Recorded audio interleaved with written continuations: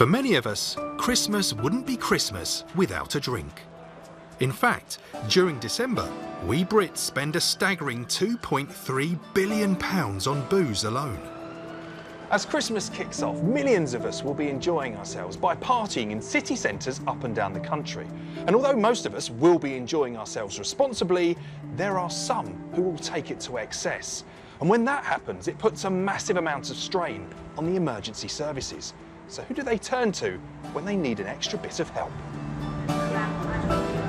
Manchester Street Angels is a voluntary organisation who patrol the city centre streets. Similar initiatives operate all over the country. They help people who have found themselves in trouble during a night out. By day, Andy Poyser works in accounts. By night, he patrols the streets of Manchester.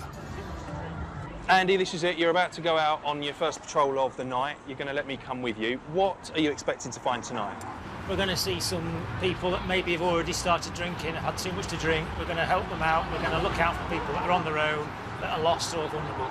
But the first step tonight, there's actually a briefing with the police, who you're obviously working quite closely with. What's that going to involve? Yeah, basically we attend the police briefing before we go out each night, and they'll tell us anything, any major events that are happening in the city centre, anything to look out for in particular. And the briefing's happening shortly, so let's go. go. Let's go. Sure. Let's go. The volunteers work very closely with Greater Manchester Police. Inspector Christopher Hadfield is in charge of policing the city's streets tonight. Reports of mail. Right, evening everyone. Okay, for those who have done it before and haven't, Zone 1, staff, that's the northern quarter, the print works and Deansgate. Zone 2, the locks, Peter Street and Castlefield. And Zone 3 is the village, Piccadilly and Piccadilly Gardens. Okay, what events have we got on tonight? We've got the warehouse project at Store Street, 1,800 capacity dance venue. As we say, we've got 4 officers deployed to that already. Billy Connolly's performing, that finishes at 11 o'clock. England and Scotland, anyone got the final score on that? 3-0 to us, okay. We've got the Manchester Street Angels, welcome. You guys have had first aid and conflict training. Manchester Street Angels is a charity that was set up following the death of Adam Pickup, a young lad from Bramhall who went out one night, sadly with a group of friends, and didn't come home. On the back of that, lots of people got together, and as a movement of people, they decided to do something to try and help other people that might be in that position. All Manchester Street Angels are volunteers. They all give their time freely. We all have the common aim of helping people to get home safely after having a night out in Manchester. Okay, Andy, we just had the briefing. Quite a lot of information there to take in. Yeah, there's a lot of information. Obviously, this weekend is the first weekend of the Christmas markets, so there's a lot more people coming into Manchester. And we also heard from the inspector that was giving the briefing there how the officers were already stretched, going out to calls all over the place before the briefing had even started.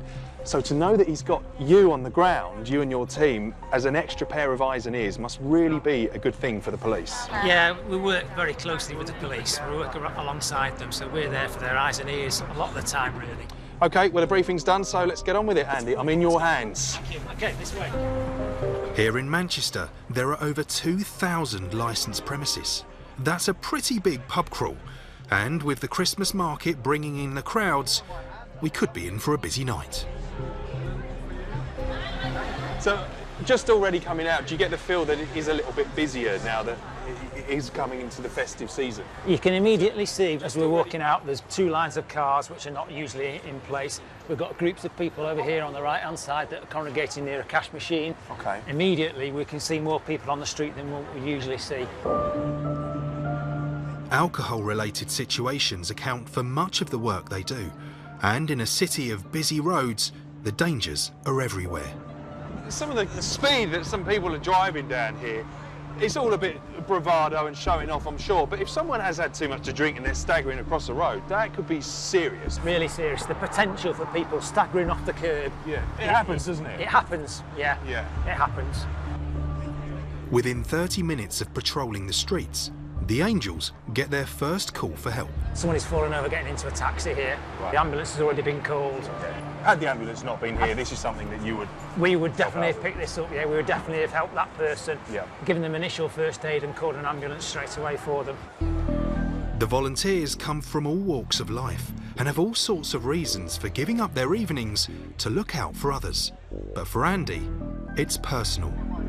Why did you become a street angel? A younger colleague of mine had too much to drink.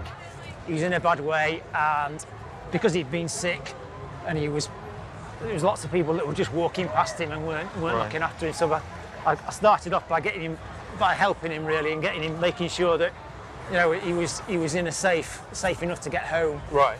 It's so reassuring to know for loved ones that there's somebody there that will at least be looking out for them.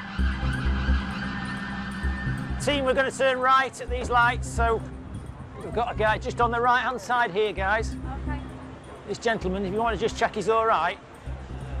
What made you think he needs looking at? Basically, he was bent over, facing the ground. It looked like he was unsteady on his feet.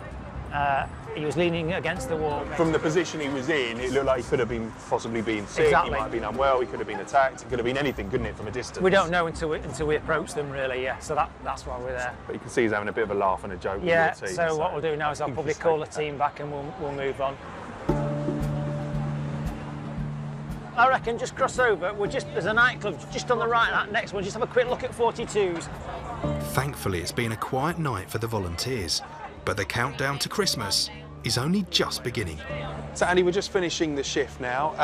Although there was lots of people out and about, in your terms, you think this was a quiet shift? Very quiet shift, really. We're there to reassure people and smile and laugh and joke with people.